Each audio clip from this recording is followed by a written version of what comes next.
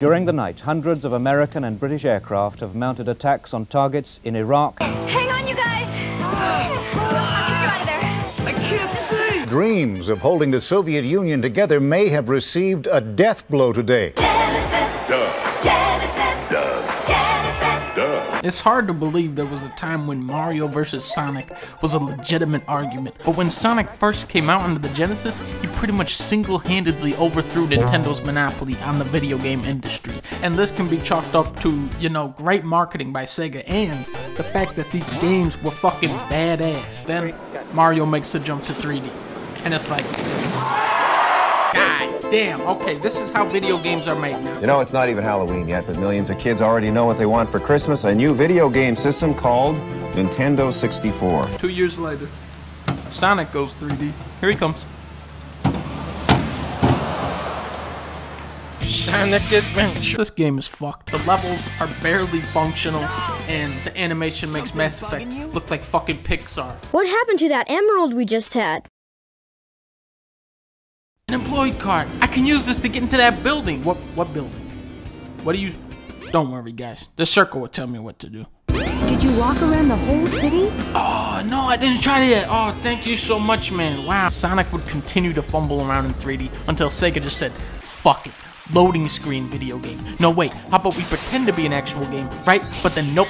Fuck you. It's a 3D brawler that runs at 3 frames per second. After years of buggy, unfinished disasters, Sonic's reputation pretty much flatlined. He went from up here to down here with fucking Croc, and people started to forget that golden era. Sonic was never good. It just never was that great. They all want to have sex with Big the Cat. Sonic Mania is a lightning bolt reminder that before this, Sonic was the man. It is unbelievable how effectively they've captured the spirit of the originals while subtly injecting their own ideas into these classic stages. Once again, momentum plays a huge role, not in just how Sonic moves, but in the general pace of the game. When you're building a roller coaster, you don't just build a big circle out of metal and call it a day. You know, you gotta build up enough speed to shoot someone through that loop. But then you gotta reel it back in. Okay, slow it down. Slow it down.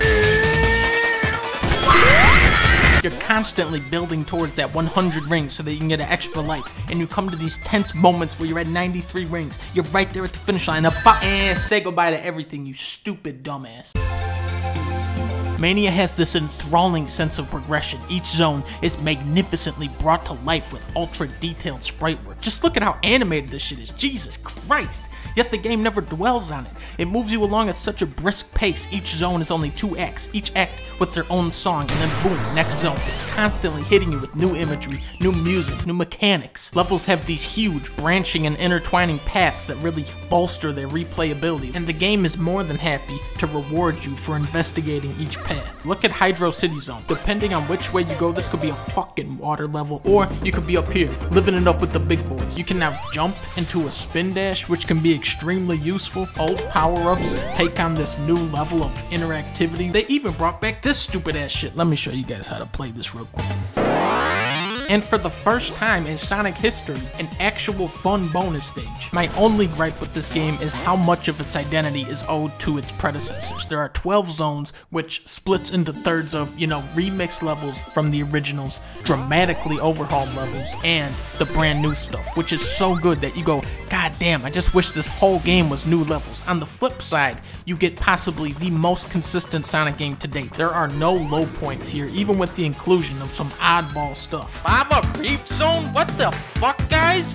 Why would you put in lava? That level was awesome. There are tons of surprises and winks in here for longtime fans. Sometimes you'll see mechanics from stages that aren't even featured pop up. There is a boss fight in here that I am not going to spoil now, but after you play the game, you'll know what I'm talking about. And let me say, damn. Sonic Mania is a game made by fans, but it is not a fan game. It is a victory for anyone who loves video games. It's a game that once you beat it, you go, alright, let's go beat it again. And that's exactly what I did.